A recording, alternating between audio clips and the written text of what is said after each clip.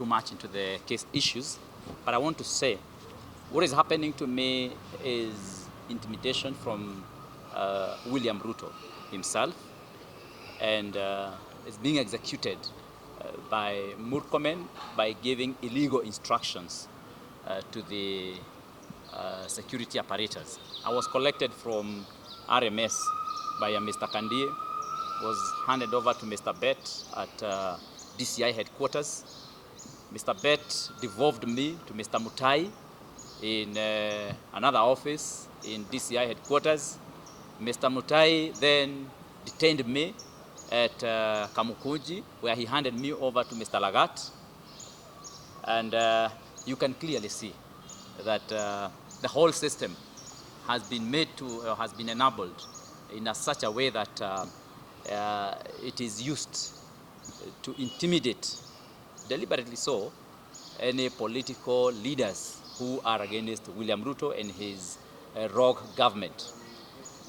One of the reasons why Mr. Murkomen is after me is because I have declared clearly that he is a minister for Gunism and coordination of national abductions and then of course terrorizing citizens. Mr. Murkomen, I want to tell you, we don't fear you, and we will not be cowed, we will not be intimidated. We are going to remain strong. In fact, what this system is doing to us and has done to me is to make me more strong, more solid.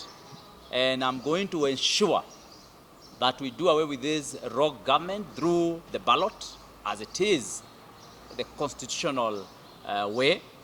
And we are going to ensure that William Ruto and his government will not get a single vote, not only from Kieni, not only from Nyeri, not only from Mount Kenya, but also from the whole country at large. We must do away with this government so that we can have a government that cares about the people, a government that does not take on these intimidation and twisting tendencies. We must ensure that the government comes is going to be constitutional. For example, how would you detain me incommunicado, and even when you have a court order, high court order, you disregard that court order? It clearly shows that this government has no intention whatsoever to follow the law.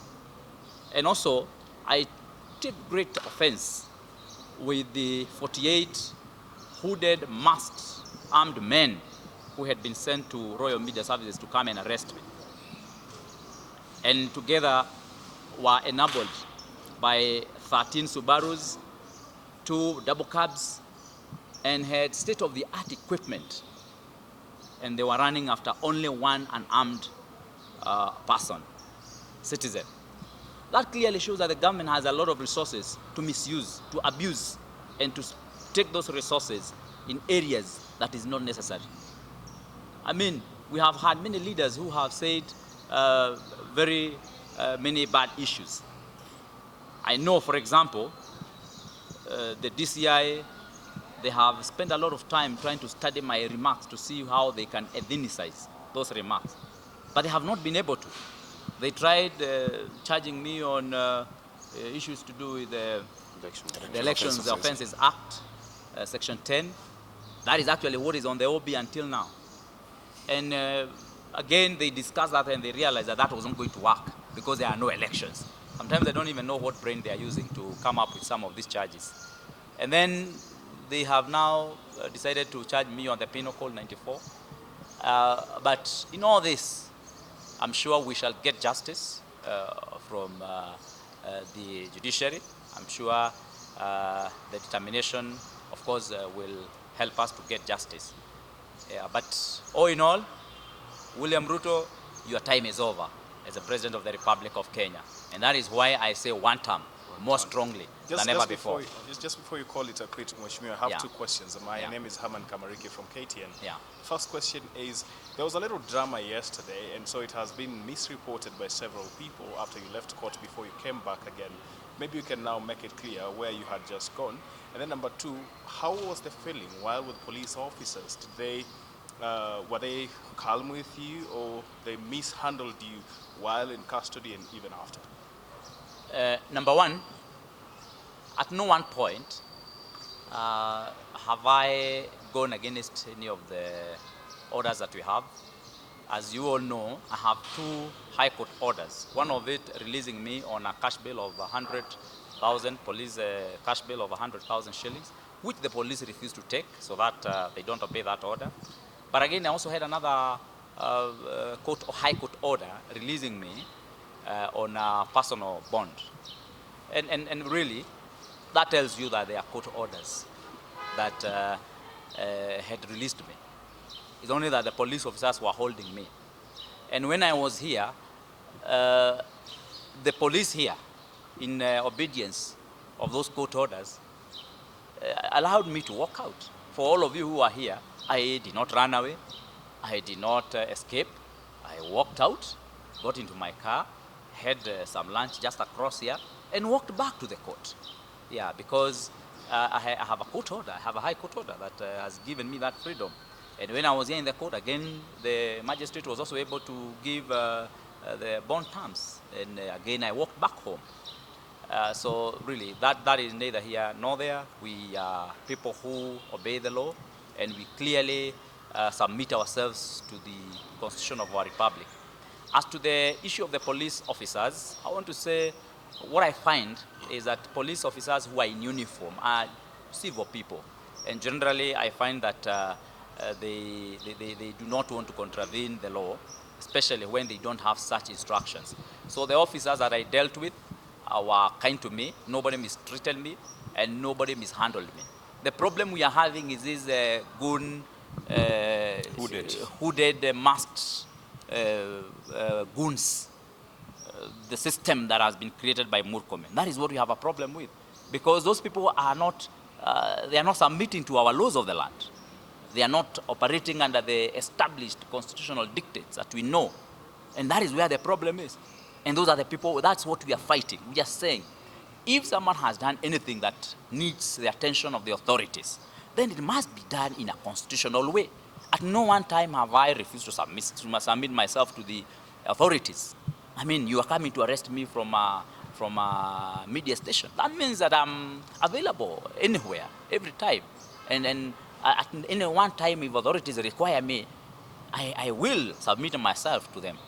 You know, I don't want to say that they know where to get me from, because I don't want them to get me from anywhere. I just want them to place a call or write and tell me, we need you, come here. And as a law-abiding citizen, I will be there. Otherwise, these other hula balloons and these other dramas, they are uncalled for, and it's a waste of public resources that Kenyan taxpayers are paying through their noses. Okay. Yeah. Just one thing to say, that this is not a fight about Mheshimiwa Kaguchia. It's a fight for our constitution. It's a fight for the rule of law. It's a fight to restore order in our country. That is why we are pressing on this. Number two, you cannot fight injustice anyhow. You have to fight injustice by rebellion, resistance, and defiance. That's the only way we can fight injustice in this country. Number three, many of us will be prisoners of conscience, as Mheshimiwa has been, and as I have also been at a particular time. And we describe ourselves as prisoners of conscience because we believe that this country needs to be restored. We believe that we need to have order in this country. We believe that the rule of law needs to reign, that the constitution must be respected. We believe in the order of a new republic. That is why we'll be prisoners of conscience. We'll not allow the state to turn utterances into a crime, because that will make it difficult for us to campaign against the outgoing president, William Ruto, in 2027 and now. Because any statement that will be made in the future will be termed as a statement that will occasion a breach of peace. That is why we are fighting to restore order and to reinstate our right and freedom of expression. So this case is not just about Kaguchia, it's about all of us who believes that the country needs to be rescued from Mr. William Ruto, the outgoing president. So that then you can say that the fullness of time, when you allow these things to happen, none of us will be safe. So the first order of the day is to resist any injustice, rebel against any injustice, demonstrate against any injustice so that we are able to restore order and regain and usher this country into the rebirth of a new republic. Thank you. Naweza elezea kidogo. Yeah. Your name?